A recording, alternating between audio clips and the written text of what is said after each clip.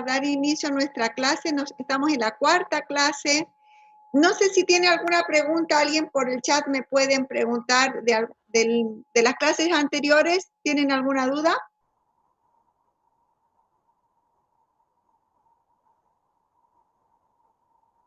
Denme un minutito, por favor.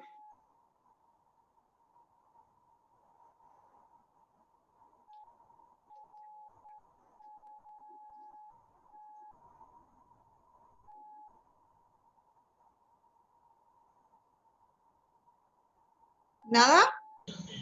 Nada. Bueno, vamos a comenzar nuestra cuarta clase. Vamos a revisar las enfermedades caracterizadas por presentar lesiones acneiformes y pústulas. Creo que en el cronograma tiene un poquito diferente el título. Eso me gustaría que lo corrijan. Se basa en esto. Aquí está nuevamente el Atlas y Falabella, que es nuestro texto guía. Bueno, esta enfermedad que es el acné es una enfermedad que es más de manejo del especialista, aunque todos la manejan, ¿no? Desde cosmetólogas, de farmacéuticos, todos, pero en realidad es una enfermedad manejada por el especialista, pero es tan frecuente que creo que es importante que ustedes se familiaricen con ella y con sus tratamientos. Es un trastorno que afecta a los folículos pilosebáceos, es más frecuente en la adolescencia, eso no significa que sea normal, pero es muy frecuente. En la mujer, durante la adolescencia es más frecuente en el varón, pero en la mujer es más frecuente entre los 20 y los 25 años porque acompaña el síndrome de ovarios poliquísticos que se presenta a esta edad. Para que se desarrolle el acné, tienen que acontecer tres fenómenos especialmente. Tiene que haber presencia de sebo, y es por esto que comienza en la adolescencia, porque cuando el sebo se produce más en la adolescencia, se comienza a producir más. Tiene que haber una queratinización del ostium folicular para que se tapone esa glándula, y tiene que haber proliferación de esta bacteria que es saprófita, la mayoría tenemos en la piel, pero en el acné prolifera y es la encargada de producir todo ese fenómeno de inflamación y de pustulización en el acné. La localización más frecuente son las áreas donde hay más glándulas sebáceas: el rostro, la región submandibular y la región dorsal. Es un cuadro generalmente asintomático, pero pueden haber pacientes que presenten prurito o en la forma muy inflamatoria puede presentar dolor. Hay varias clasificaciones para el acné. Nosotros vamos a usar esta que es más simple: un acné leve, moderado o severo, o puede ser inflamatorio o no inflamatorio.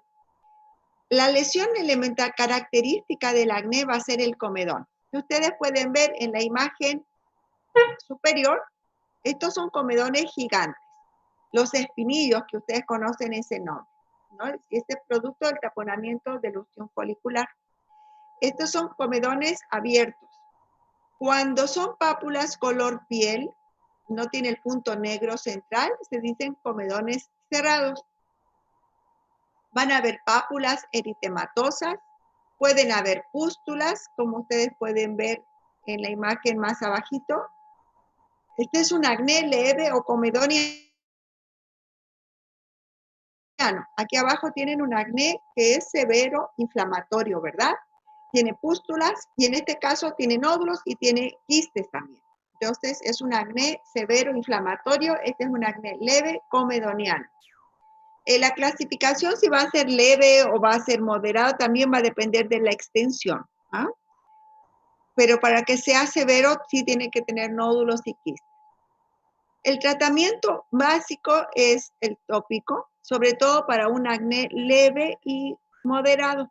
Tiene que haber una limpieza con agua y jabón. ¿Qué jaboncillo se usa? Podemos usar jaboncillos neutros o eventualmente podemos usar alguno con algún exfoliante, pero hay que tener cuidado de no producir una dermatitis por irritante. Usamos derivados de la vitamina A, como la tretinoína, al 0.025% y al 0.05%. La tretinoína es un medicamento que va a producir fotosensibilidad, por eso es muy importante en la mañana lavarse la cara y usar protector solar. Puede producir una irritación, una dermatitis por irritante, así que empezamos con concentraciones bajitas y después, a medida que la piel se va acostumbrando, recién vamos aumentando la concentración. El peróxido de bencilo al 2.5 o al 5% también puede producir fotosensibilidad. Es menos irritante que la tretinoína, pero también puede producir alergia. Todos estos son productos que pueden producir una irritación y hay que estar atentos. La eritromicina al 2 o 4%, la clindamicina al 2%, eso vamos a procurar, las vamos a usar cuando hay más pústulas, por ejemplo, pero preferimos antibióticos tópicos. Aunque ahora, para no favorecer la resistencia microbiana, tratamos de no usar tantos, pero tienen su indicación. El azufre, que en una época se usaba mucho, o sea, ahora se usa menos porque produce mucha dermatitis por irritante. El ácido salicílico en concentraciones, de 0,5 o 1%, nos ayuda a retirar, a que se vaya desprendiendo, digámoslo así, ese tapón de queratina que está en el ostium folicular. En los cuadros moderados o severos vamos a necesitar antibiótico por vía sistémica. Otro mejor tratamiento por vía sistémica. Usamos de los antibióticos, los que más usamos son del grupo de las tetraciclinas. La tetraciclina, la doxaciclina, que también es del mismo grupo, minoxiclina, depende un poquito del factor de cada paciente y el económico también. La tetraciclina es la más barata, pero es muy irritante, produce mucha intolerancia gástrica, pueden producir fotosensibilidad y siempre tienen que cerciorarse de la función hepática y por supuesto que no esté embarazada. No pueden darse en niños, ¿no? Porque produce alteraciones en los dientes y en el pelo. Los tratamientos con antibióticos generalmente son largos, puede ser 2, 3 semanas o a veces un mes, es largo.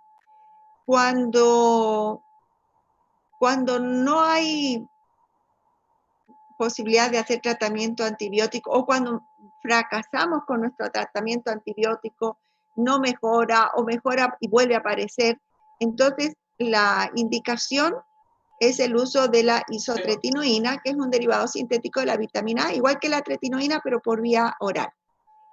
El problema es teratogénico, entonces tiene que haber un compromiso firmado del paciente, o si es menor de edad, de los tutores, de los padres, de que no puede embarazarse. Si está en edad reproductiva, la mujer tiene que tener una prueba de no embarazo, ¿no? En el caso del hombre no es teratogénico, no hay problema, el varón que pueda tomarla y engendrar en el periodo del tratamiento. Hay que hacer control del perfil hepático, del colesterol, de triglicéridos de rutina, necesita consentimiento firmado, que no siempre se hace, pero está mal, debe hacerse consentimiento firmado por todos los efectos colaterales que puede tener. Puede producir una irritación también, puede producir que la piel esté seca, hay que cuidarse bastante del sol, el tratamiento es largo, son por lo menos 5 meses de tratamiento, entonces es un tratamiento que hay que tomar con mucha responsabilidad y prescribir también con mucha responsabilidad. En el caso del acné relacionado con el síndrome de ovarios poliquísticos, el tratamiento se basa más en un tratamiento hormonal, corregir el problema hormonal. Eso lo puede hacer, lo hace a veces el dermatólogo o lo hacemos en concordancia con ginecología o a veces con endocrinología cuando son cuadros muy severos. Rosácea. Antes se conocía con el nombre de acné rosácea, ahora sí es rosácea. Es un trastorno inflamatorio crónico de la piel, perdón, que afecta a la cara. Predomina en el sexo femenino entre los 30 y 50 años. Se ha encontrado, no se conoce bien la causa, pero se ha encontrado que hay un defecto en el control térmico del hipotálamo anterior con un predominio de la actividad del parasimpático, lo que va a producir una vasodilatación en el rostro. También se ha asociado con la proliferación de el Demodex folliculorum, que suele estar en la piel, suele ser un habitante saprófito, y hay algunos estudios que la relacionan con gastritis por Helicobacter pylori. Ya he encontrado 2 errores en mis diapositivas, ahora los corrijo. ¿De acuerdo? Entonces, pero en la mayoría de las veces se considera que es una enfermedad desconocida. Es asintomática, es crónica. Perdón, un minutito. Me van a esperar.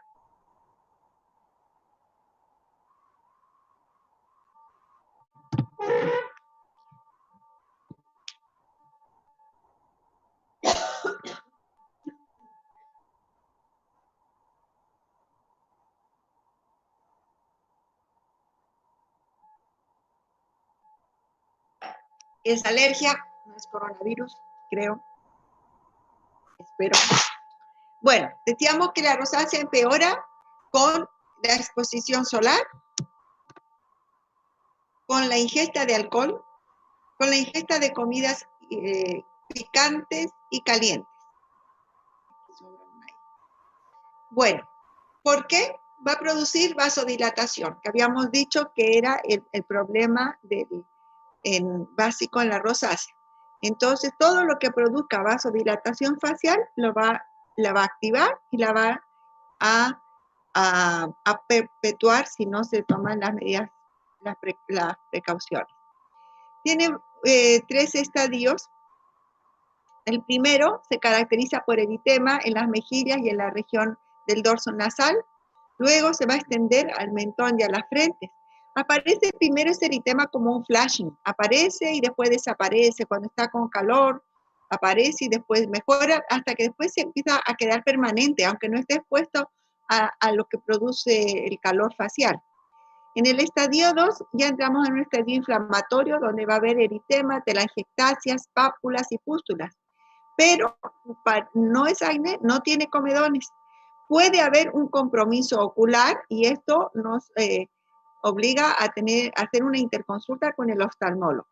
Y en el estadio 3, que se da sobre todo en los pacientes de sexo masculino, aunque sea el menos frecuente en el sexo masculino, puede hacerse las formas más graves, el edema indurado y rinofima, que es una deformidad de la nariz.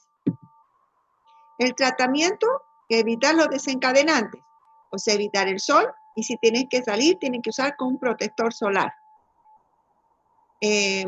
Evitar las comidas calientes, evitar las comidas picantes, ¿no? Y el alcohol.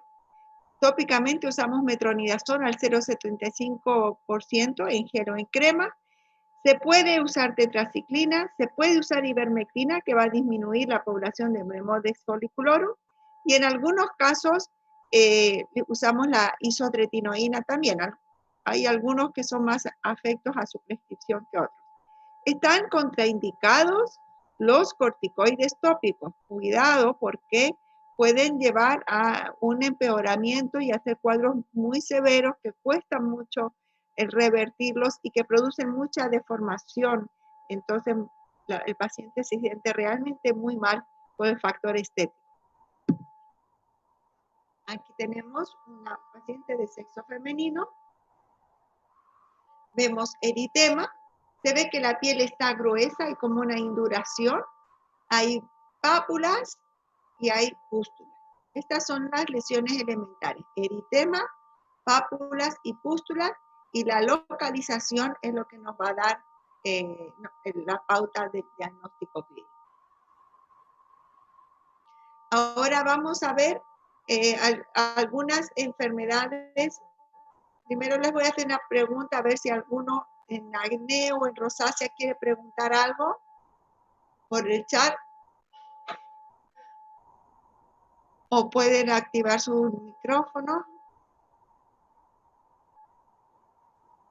Doctora, yo tengo una pregunta. ¿Por qué es más predominante en el hombre que en la mujer? El hombre, el acné es una enfermedad que es bien, muy estudiada, pero todavía hay muchas cosas que no se saben. No se saben por qué en algunas personas tiene más predisposición que en otras. Pero en general el varón tiene mayor producción de sebo, ¿no? Entonces, ese podría ser un factor que haga que empeore, que sea más frecuente en el varón. Doctora, una pregunta. Con respecto Bueno, al tratamiento con el tratamiento con isotretinoína, yo quería saber una cosa. Doctora.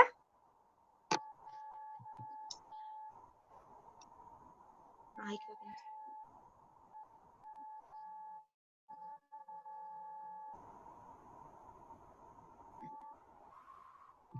Bueno, vamos a cambiar de la patología. Vamos a irnos a enfermedades que son infecciosas. La foliculitis es una infección superficial localizada en la apertura del folículo piloso causada por Staphylococcus aureus. Hay factores como la fricción, el trauma, la humedad, la irritación que favorecen a su desarrollo. Hay una foliculitis crónica en las personas que usan pantalones muy apretados, que están mucho tiempo sentados en lugares con mucha calor y humedad, que puede empeorarla, puede desencadenarla, pero puede haber también una foliculitis aguda, ¿ya? La localización más frecuente es miembros inferiores, superiores, cuero cabelludo y el cuello. Se caracteriza por pequeñas pápulas y pústulas que están rodeadas de eritema a nivel folicular. El tratamiento va a ser con lavado, predominantemente lavado con antisépticos, y se pueden usar también antimicrobianos tópicos como la neomicina, bacitracina, mupirocina, que ya la clase pasada habíamos hablado de ellos. ¿Cuánto tiempo? Por lo menos 10 a 14 días. En cuadros agudos podemos usar también antibióticos por vía oral, ¿no? Pero en los crónicos tenemos que procurar el cuidar los factores desencadenantes como el tipo de ropa, el estar mucho tiempo sentado y usar tratamiento tópico. Aquí tenemos en la imagen en una pierna lesiones, pápulas con un eritema muy vivo y pústulas, ¿no? Pápulas y pústulas todas juntas. Si vemos una foto más de cerca, vemos una pústula con un pelo al centro, ¿no? Entonces es muy clara cómo la lesión se presenta a nivel folicular.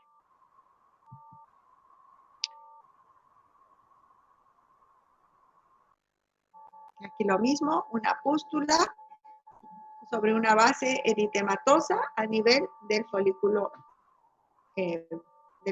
pilosebáceo.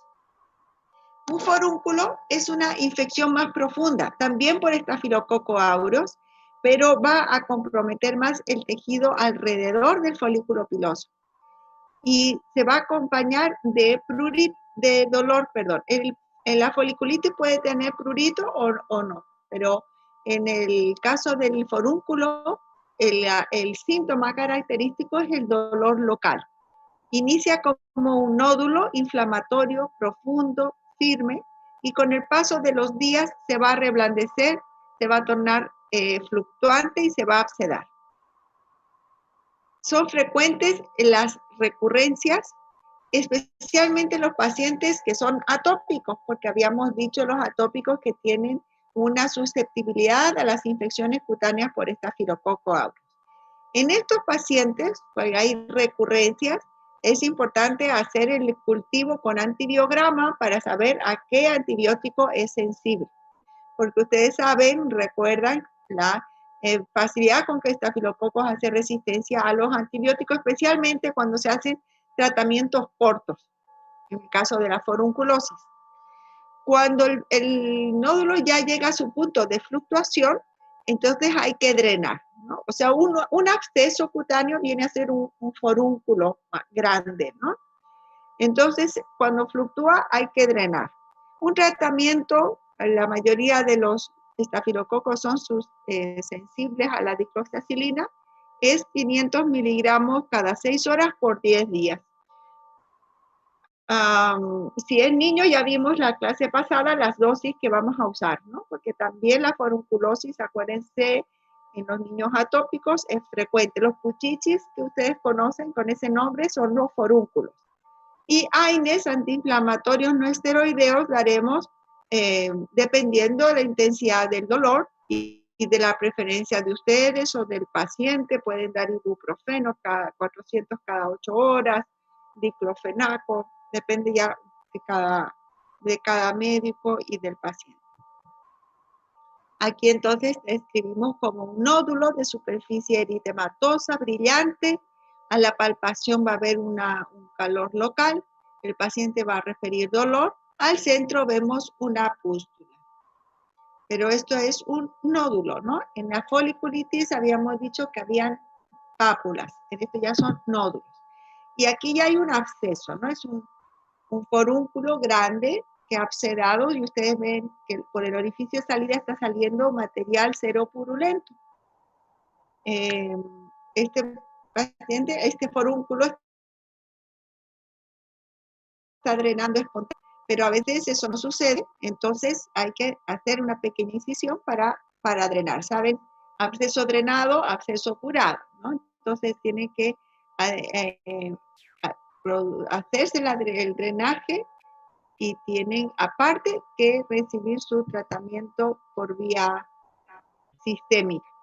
En este paciente, por ejemplo, que chiquitito, no vamos vemos que las lesiones no son de la profundidad y la severidad como este otro, ¿verdad?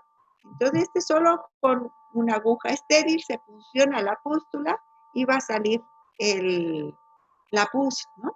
Pero también les recomiendo el hacer tratamiento sistémico para evitar las recurrencias.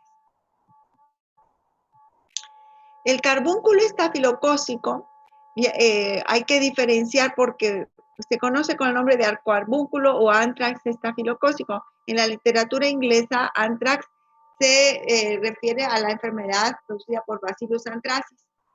Se llama a la agrupación de forúnculos que están interconectados entre sí con diferentes orificios de salida al exterior. Se acompaña de dolor intenso, de malestar general, de fiebre, escalofríos y puede llevar a complicaciones como sepsis o necrosis profunda en los pacientes que tengan alguna susceptibilidad inmunológica, como pacientes diabéticos, por ejemplo. En nuestro medio, ya hemos mencionado antes, que tenemos bastantes pacientes diabéticos. El tratamiento, si el paciente tiene una de estas enfermedades, debe considerarse la posibilidad de internar para recibir tratamientos por vía endovenosa, a dosis más altas. El drenaje ya no va a ser un simple drenaje, es una limpieza quirúrgica, porque estos forúnculos están interconectados profundamente, hay una necrosis importante y solo con una incisión no vamos a eliminar todo ese material necrótico que va a haber. Entonces, cuando tengan ustedes, si es que alguna vez están enfrente de un carbúnculo, tienen que saber que no es solo drenar, es una limpieza quirúrgica. Y los antibióticos sistémicos los vamos a dar idealmente según antibiograma, ¿no? Se toma la muestra, generalmente ya comenzamos después de tomar la muestra algún antibiótico sabiendo que es un estafilococo y ya después si es necesario cambiamos el antibiótico si es según el antibiograma. Aquí tenemos una imagen que está un poquito borrosa, pero se ve que es una área más extensa, mal delimitada, de tumefacción, de eritema, y hay múltiples pústulas aquí agrupadas, que es el signo de la espumadera, por donde va a salir pus. Esta es una paciente, fíjense cómo es una área de eritema indurado y múltiples orificios por donde sale pus. Entonces aquí no podemos hacer solo una incisión. Tenemos que retirar todo este tejido. La paciente entonces va a tener que estar sedada, se necesita quirófano, en fin, es algo mucho más complicado que el drenaje de un forúnculo. Eczema es una infección muy poco frecuente, por lo menos en la ciudad, tal vez en el campo pueda ser más frecuente en áreas de desnutrición. Es una enfermedad crónica por estreptococo beta hemolítico generalmente. Hay reportes también por estafilococo, pero es más frecuente por estrep. Se da más en pacientes alcohólicos y desnutridos. Se caracteriza por úlceras profundas en sacabocado, como la que ustedes ven aquí, que van a dejar cicatriz. Úlcera siempre deja cicatriz. Es más frecuente en las piernas y el tratamiento es con antibióticos hasta la resolución o cicatrización de la úlcera.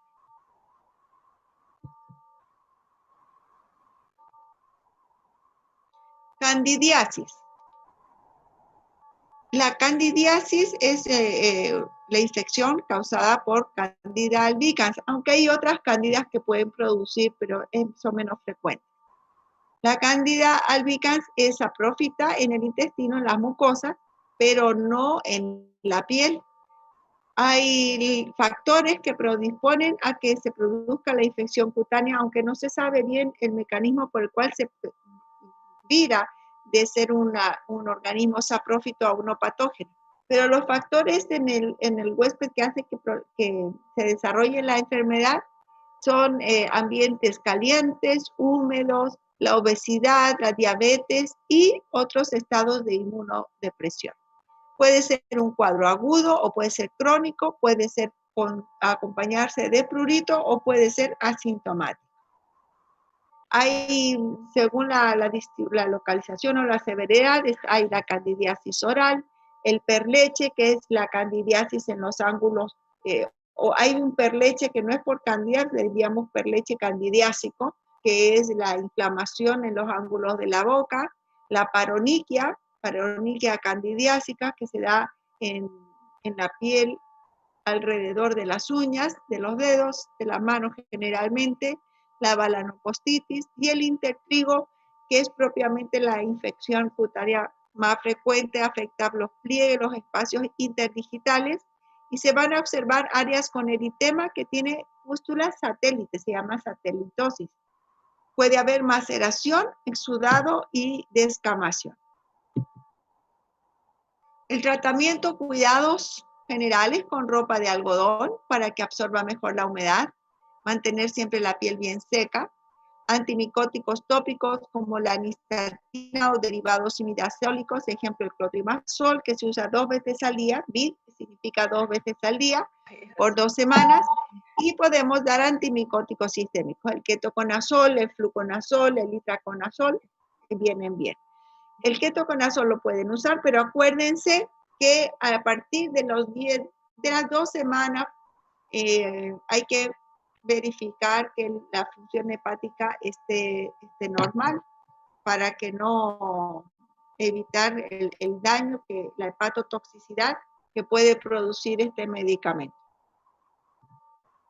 Aquí tenemos un intertrigo candidiásico en las manos. Las personas que lavan mucha ropa o que tienen mucho contacto con agua suelen tener estas lesiones. Y aquí describimos con eritema, un eritema difuso. Esta área blanquecina decimos que es una maceración. Y aquí estas erosiones lineares son fisuras. Estas fisuras van a favorecer las infecciones bacterianas, que en el caso de un paciente diabético es muy grave, puede ser muy grave. Entonces hay que tratar, hay que orientar para tratar y para prevenir la candidiasis y evitar las infecciones secundarias. La candidiasis sistémica se va a dar en pacientes muy inmunocomprometidos, ¿no? Un paciente con SIDA, por ejemplo. Bueno, aquí vemos en un pliegue axilar eritema, hay escamas y hay estas pústulas satélites.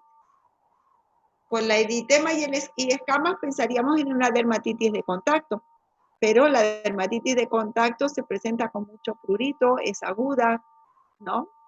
Por las pústulas pensaríamos en un impétigo, podemos pensar. Ante la duda vamos a pedir primero un cultivo, ¿no? En el caso de la dermatitis de contacto, va a ser más que todo el discernimiento clínico, pero pueden pedir cultivo bacteriano para diferenciar de un impétigo.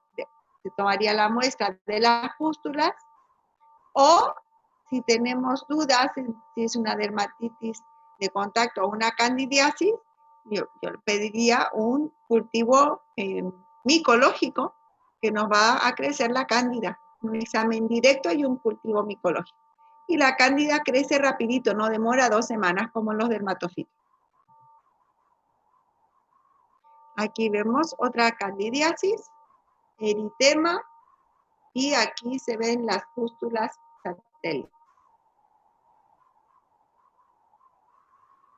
Otra candidiasis, eritema y pústulas satélites. Si el paciente no sabe si es diabético o no, tienen que pedirle una glicemia.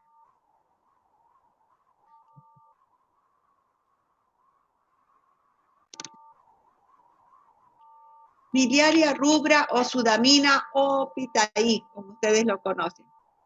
Es una erupción cutánea más frecuente en los niños, sin predilección por raza o sexo. Es más común en ambientes calientes y húmedos. Se produce por la obstrucción queratínica de los ductos sudoríparos a diferentes niveles. Se va a acompañar de prurito intenso.